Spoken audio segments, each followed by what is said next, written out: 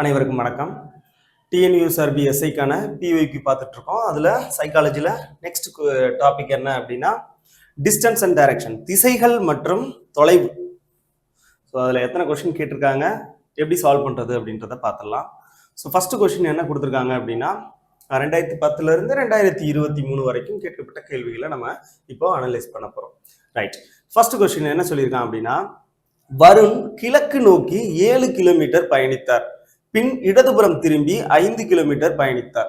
So இந்த மாதிரி kilometre அதுக்கப்புறம் திசைகள் சொல்லி போட்டாங்க அப்படின்னா நமக்கு இந்த டிஸ்டன்ஸ் அண்ட் டைரக்ஷனை பொறுத்தளவுல ஒரு 3 டைப்ல கொஸ்டின் கேட்கலாம். என்னென்ன டைப் அப்படின்னு பார்த்தோம் அப்படின்னா, சும்மா நார்மலா டைரக்ஷனையும் டிஸ்டன்ஸையும் வச்சு கேட்பாங்க. அதுக்கடுத்து பித்தாகரஸ் தியரத்தை யூஸ் பண்ணி நமக்கு கொஸ்டின் கேட்கலாம்.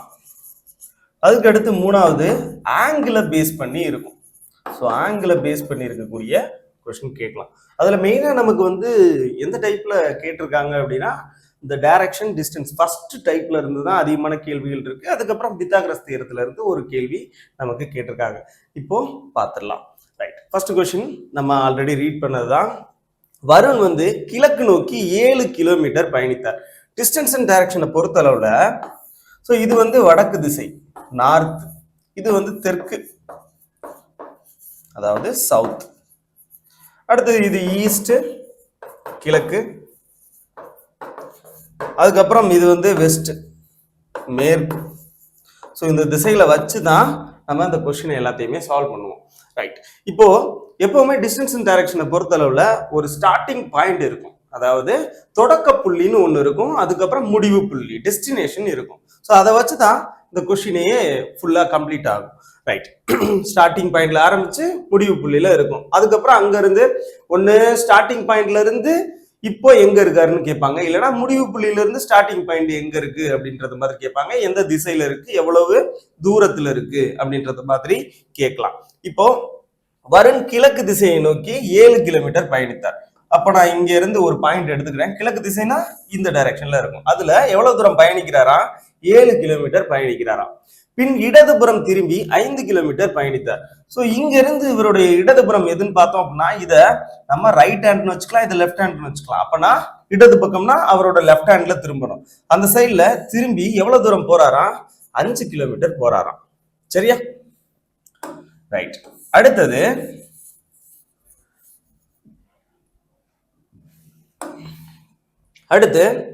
அவர் இடதுபுறம் திரும்பி மறுபடியும் ஒரு இடதுபுறம் திரும்புறாரு, திரும்பி 7 கிலோமீட்டர் பயணிக்கிறாராம். மறுபடியும் ஒரு 7 கிலோமீட்டர் பயணிக்கிறார். ஸோ அப்ப இந்த டிஸ்டன்ஸும் ஈக்குவல். அப்ப இந்த பாயிண்ட்டும் நேருக்கு நேரா இருக்க போகுது. ஓகேவா? ரைட், அடுத்தது அவர் ஆரம்பித்த இடம் எது, இந்த இடத்திலிருந்து எவ்வளவு தொலைவில் உள்ளார் அப்படின்னு கேக்குறாங்க. இப்போ இது எல்லாமே ஒரு ஸ்ட்ரெயிட் லைன்ல தான் இருக்க போகுது. இது எவ்வளவு தூரம், இது என்ன டிஸ்டன்ஸ் பார்த்தோம்னா 5. அப்ப இதுக்கு இடைப்பட்ட தூரம் எவ்வளவுதான் இருக்க போகுது, 5 கிலோமீட்டர். அப்ப 5 கிலோமீட்டர் அப்படின்றதுதான் நமக்கான ஆன்சர் 4th ஆப்ஷன்ல கொடுத்துருக்காங்க. ரைட்டா? சிம்பிளா இருக்கும். அடுத்த கொஸ்டின் பாருங்க. Ramesh goes towards north. So Ramesh வடக்கு திசையை நோக்கி பயணிக்கிறாராம். ஸோ எந்த தூரம் அப்படின்லாம் சொல்லவே இல்லை. அப்ப நம்ம கான்ஸ்டன்டா இவ்வளவு தூரம், இப்போ இங்க இருந்து நான் 1 கிலோமீட்டர் நடக்கிறேன் அப்படின்னா அதே மாதிரி நம்ம அந்த டிஸ்டன்ஸே எடுத்துக்கிடுவோம். ரைட், நார்த்ல நடந்துட்டாரு. Turns right and Ramesh goes towards north, turns right அப்படின்னு சொல்லியிருக்காங்க. அப்போ இங்க இருந்து நார்த்ல போறாரு, போயிட்டு அதுக்கப்புறம் ஒரு ரைட்டு திரும்புறாராம். சரியா? கோஸ் டுவர்ட்ஸ் நார்த், அதுக்கப்புறம் டர்ன்ஸ் ரைட். ஸோ இங்க இருந்து இவருடைய வலதுபுறம் இதுதான். ஸோ அதுக்கப்புறம் மறுபடியும் என்ன சொல்லியிருக்காங்க அப்படின்னா, தென் டர்ன்ஸ் ரைட் அகைன், மறுபடியும் வடக்கு திசையை திரும்புறாராம். ஸோ திரும்பிட்டாரு. And then goes to the left. So அவருடைய லெஃப்ட் திசையில திரும்புறாரு. ஸோ இது ரைட்டு, இது லெஃப்ட், அப்பனா இந்த திசையில போறாரு. இப்போ which direction is Ramesh facing now? இப்போ எந்த திசையில இருக்காரு அப்படின்னு கேக்குறாங்க. எந்த திசையை நோக்கி போயிட்டு இருக்காருன்னு கேக்குறாங்க. எந்த திசையை நோக்கி போயிட்டு இருக்காரு, ஈஸ்ட் டைரக்ஷனை பார்த்து போயிட்டு இருக்காரு. ஃபர்ஸ்ட் ஆப்ஷன்ல கொடுத்துருக்காங்க, கிழக்கு திசையை நோக்கி போயிட்டு இருக்காரு. இது ரீசெண்டா கேட்ட கேள்வி 2023ல. If A is to the south of B, so B யோட சவுத்ல A இருக்காங்களாம். ரைட்டா? அடுத்தது C is to the east of B. So B ஓட ஈஸ்ட்ல C இருக்காங்களா, என்ன டிஸ்டன்ஸ்னு எதுவுமே கொடுக்கவே இல்லை. அப்படின்னா இது ஒரு 10 கிலோமீட்டர் எடுத்தனா இது ஒரு 10 கிலோமீட்டர் அந்த ரேஞ்சு கிட்ட தான் எடுக்கணும். ஸோ கூட குறையெல்லாம் எடுக்க கூடாது. ரைட். அடுத்தது in which direction is A with respect to C. So சில இருந்து ஏ எந்த திசையில இருக்கு அப்படின்னு கேக்குறாங்க. இது எந்த திசை? இப்ப நமக்கு இதுல இந்த இடத்துல திசை தெரியலனா இந்த இடத்துல ஒரு பிளஸ் மாதிரி போட்டோம் அப்படின்னா நமக்கு தெரிஞ்சிடும். இந்த மாதிரி பிளஸ் போட்டோம்னா இது நார்த், இது சவுத், இது ஈஸ்ட், வெஸ்ட். அப்பனா இங்க வெஸ்ட்டுக்கும் சவுத்துக்கு நடுவுல என்ன இருக்கும்? South west. சரியா? தென் மேற்கு. தென் மேற்கு அப்படின்றதுதான் நமக்கான ஆன்சர் 4th ஆப்ஷன்ல கொடுத்துருக்காங்க. சோ அடுத்த பாயிண்ட் பாருங்க. A watch reads 4:30 of the minute hand points east. So இப்போ 4:30 மணின்னு இருக்கான். ஸோ 4:30 மணினா எப்படி இருந்திருக்கும்? 12, 6, 3, 9. ஸோ அப்ப 4:30னா இப்படிதான் இருந்திருக்கும். சரியா? இது வந்து மணிமுள், இது நிமிடமுள். இப்ப என்ன சொல்லியிருக்காங்க அப்படின்னா minute hand points east. So அப்ப மினிட் ஹேண்ட் அப்படின்றது இதுதான் வந்து நிமிடமுள். அந்த நிமிடமுள் வந்து ஈஸ்ட் டைரக்ஷன்ல இருக்கான். சோ அப்போ இப்படி நான் எடுத்துக்கிட்டேன் அப்படின்னா இது ஈஸ்ட் டைரக்ஷனா மாறிடுச்சு, அதாவது கிழக்கா மாறிடுச்சு. அப்பனா இதோட ஆப்போசிட்ல என்ன இருந்திருக்கும்? வெஸ்ட் தான் இருந்திருக்கும். சோ மேற்கு. அப்போ மேற்கோட லெப்ட்ல யார் இருப்பா அப்படின்னா சவுத் இருப்பார். சரியா? ஈஸ்டோட ரைட்ல சவுத் தான். அதாவது தெற்கு. அப்படிதானே நம்ம பார்த்திருப்போம் இதுக்கு முன்னாடி உள்ள திசைகள்ல. அப்ப தெற்கோட ஆப்போசிட் என்ன? நார்த், அதாவது வடக்கு. இப்ப என்ன கேள்வி கேட்டிருக்கான்னு பாருங்க. In what direction will the hour hand point? இப்போ அவர் ஹேண்ட் எந்த திசையை நோக்கி நிக்குது அப்படின்னு கேக்குறாங்க. இது என்ன திசையில இருக்கு? இது இப்போ நார்த் ஈஸ்ட் ரெண்டுக்கும் நடுவுல இருக்கு. அப்பனா நார்த் ஈஸ்ட், வடகிழக்கு. வடகிழக்கு எங்க இருக்கு? 4th ஆப்ஷன்ல கொடுத்திருக்காங்க, நார்த் ஈஸ்ட். சரியா? அடுத்த கொஸ்டின் பாருங்க. Raja moves from his house. அவர் வீட்ல இருந்து கிளம்புறாரு. And walks 10 feet towards east. So அப்போ 10 அடி ஈஸ்ட் டைரக்ஷனை பார்த்து போறாராம். 10 அடி. சரியா? ரைட். இங்க வந்துடுறாரு. Turns right and walks 3 feet. இங்க இருந்து வலதுபுறம் திரும்பி ஒரு 3 அடி நடக்கிறாரு. Right. Again he turns right and walks 14 meter. அங்க இருந்து வலது பக்கம் திரும்புறாரு. சோ வலது பக்கம் திரும்பி 14 மீட்டர் நடக்கிறாராம். அப்போ எனக்கு இது வரைக்கும் 10 மீட்டர்னு தெரியும், 10 ஃபீட்னு தெரியும். சோ அப்ப இங்க எக்ஸ்ட்ரா இருக்கிறது என்னது? ஒரு 4 ஃபீட். ஓகேவா? ரைட். இப்போ என்ன சொல்லிட்டான் அப்படின்னா how far is he from his house அப்படின்னு கேக்குறாங்க. இப்போ ஹவுஸ்ல இருந்து அவரு இப்ப எவ்வளவு தூரத்துல இருக்கிறாரு அப்படின்னு கேக்குறாங்க. இந்த தூரம் நமக்கு கேக்குறாங்க.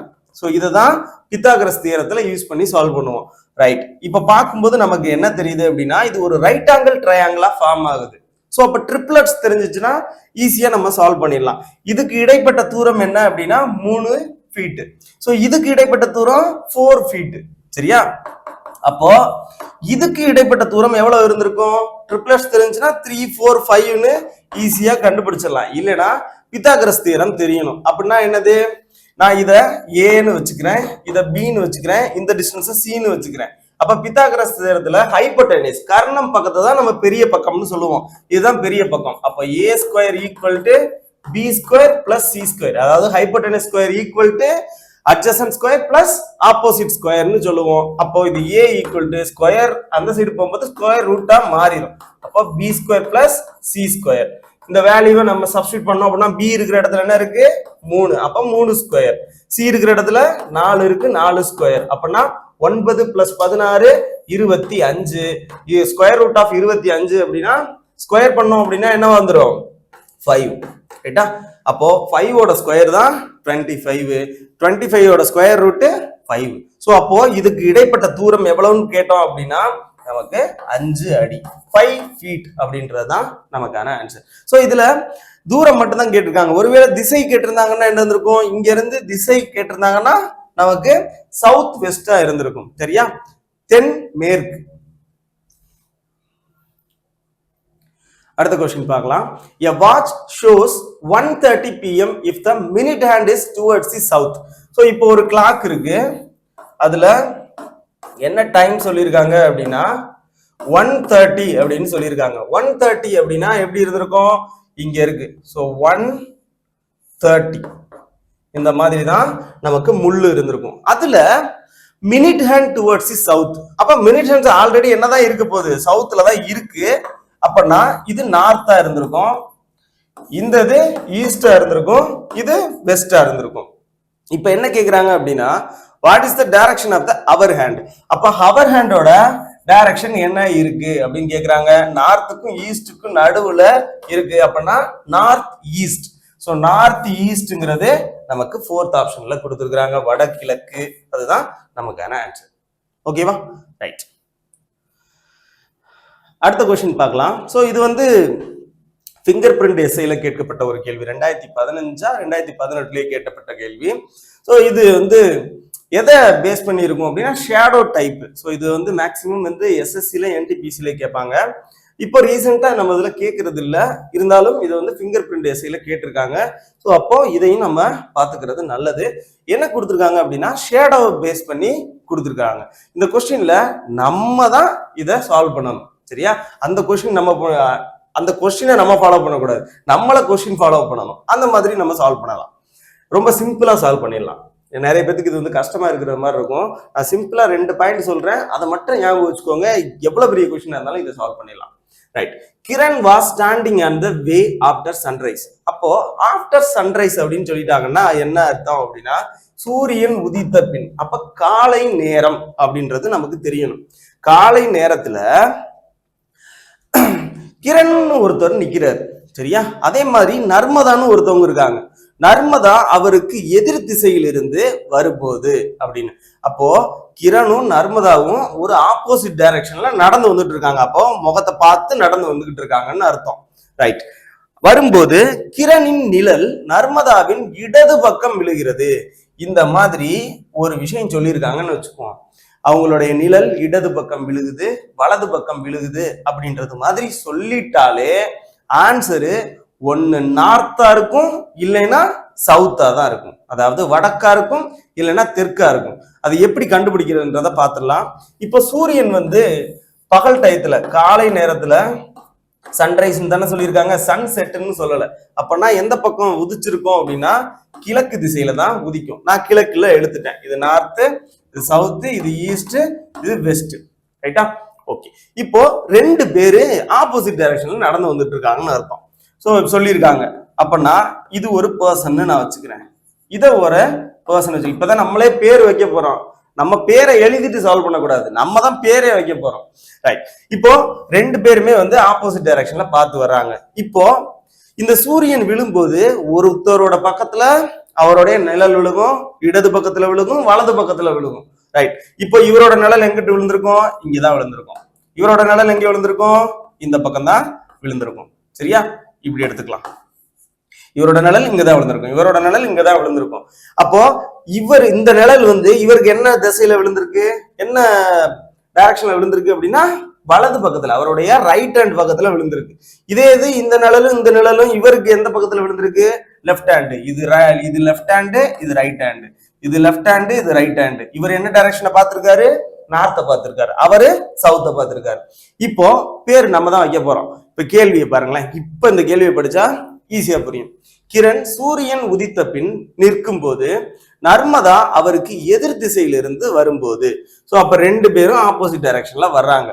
கிரணின் நிழல், சோ கிரணின் நிழல் நர்மதாவின் இடது பக்கம் விழுகிறது. கிரணின் நிழல் நர்மதாவின் இடது பக்கம். நர்மதாவின் இடது பக்கத்தில் விழுகிறது அப்படின்னு சொல்லிட்டாலே இந்த பக்கத்துல இருக்கிறவர் தான் நர்மதா. அப்பதான் இவருடைய இடது பக்கத்துல நிழல் விழுக முடியும். 2 பேருடைய நிழலுமே யார் பக்கத்துல தான் விழுகுது? இவருடைய இடது பக்கத்துல தான் விழுகுது. ஒருவேளை இந்த இடத்துல கிரணின் இடது பக்கத்தில் விழுகுதுன்னா அப்ப கிரண் எந்த பக்கம் இருந்திருப்பாரு? நமக்கு நார்த் டைரக்ஷனை பார்த்து இந்த இடத்துல நின்று இருப்பாரு. சரியா? அப்பன்னா இப்போ நர்மதா தான் நமக்கு நார்த் டைரக்ஷனை பார்த்திருக்காங்க. இங்க கிரண் நமக்கு சவுத் டைரக்ஷனை பார்த்திருக்காங்க. ஏன்னா இவருடைய வலது பக்கத்துல விழுகுது, இவங்களுக்கு இடது பக்கத்துல விழுகுது. இவரோட நிழல இவரோட இடது பக்கத்துல தான் விழுக போகுது. ஓகேவா? ரைட். இப்ப என்ன கேக்குறாங்க அப்படின்னா கிரணின் முகம் எந்த திசையை நோக்கி இருக்கிறது? கிரண் எந்த டைரக்ஷனை பார்த்து நிக்கிறாரு அப்படின்னு கேக்குறாங்க. என்ன டைரக்ஷனை பார்த்திருக்காரு? இவர் தான் கிரண். சோ இவர் எந்த திசையை பார்த்திருக்காரு? நமக்கு சவுத் டைரக்ஷனை பார்த்திருக்காரு. தெற்கு அப்படின்றதான் சரியான விடை. ஓகேவா? ரைட். ரொம்ப சிம்பிளா தான் இருக்கும். இதே இதுல இடது பக்கம் வலது பக்கத்துல விழுகிறத பத்தி கேட்டிருக்காங்களா? இப்போ அவரின் நிழல் இன்னொருத்தர் மேலேயே விழுகுது அப்படின்னு சொன்னாங்கன்னா ஆன்சர் என்னவா தான் இருக்கும்? நமக்கு வெஸ்ட் அல்லது ஈஸ்டா தான் இருக்கும். இப்ப காலை நேரத்துல 2 பேர் இருக்காங்கன்னு வச்சுக்கிறோம். காலை அதாவது சரி ரைட். இப்போ வந்து சன் செட்ல பார்க்கலாம் ஒரு கொஸ்டின். இப்போ மாலை நேரமா இருக்குன்னு வச்சுக்கிருவோம். மாலை நேரம்னா சூரியன் இந்த பக்கம் உதிச்சிருக்கும், அதாவது வெஸ்ட் டைரக்ஷன்ல இருக்கும். சரியா? ரைட். இப்போ 2 பேர் நடந்து போயிட்டு இருக்காங்கன்னு வச்சுக்கிருவோம். இப்ப ஏ பின்னு 2 பேரு நடந்து போயிட்டு இருக்காங்க. அதுல ஏயினுடைய நிழல் பி மேல விழுகுது அப்படின்னு சொல்றான். அப்படின்னா ஏவோட நிழல் இப்ப ஏ இங்க இருந்தா மட்டும்தான்,